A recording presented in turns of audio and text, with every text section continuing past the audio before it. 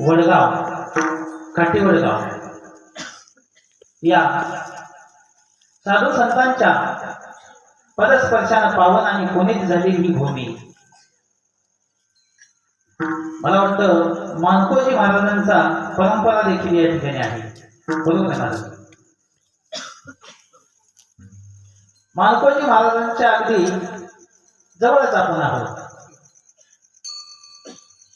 मानकोजी महाराज सुद्धा या ठिकाणी येऊन गेले असतील आणि आम्ही सुद्धा त्यांच्याच पंचक्रोशीमध्ये धामणगावच्या हद्दीत सर्जापूर या लांब नाही आणि त्यांच्या पदस्पर्शानं पावन आणि पुनीत झालेली ही वडगाव नगरी अतिशय देखणा सोहळा, अतिशय नयन मनोहर सोहळा, मंडप तसाच, साऊंड सिस्टीम तशीच.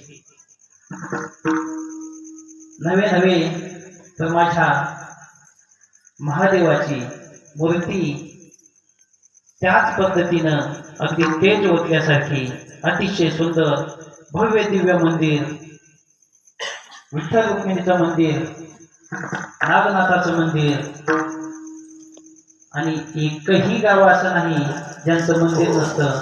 असे हनुमंत अर्थात बजरंगबलीचं मंदिर, हा सर्व संगम एकत्रित एका चौकामध्ये कुठलाही कार्यक्रम करायचा म्हटलं तर अतिशय सुंदर असं असणार हे नियोजन, अतिशय सुंदर हा चौक आणि माझ्याकडे आलेली सेवा.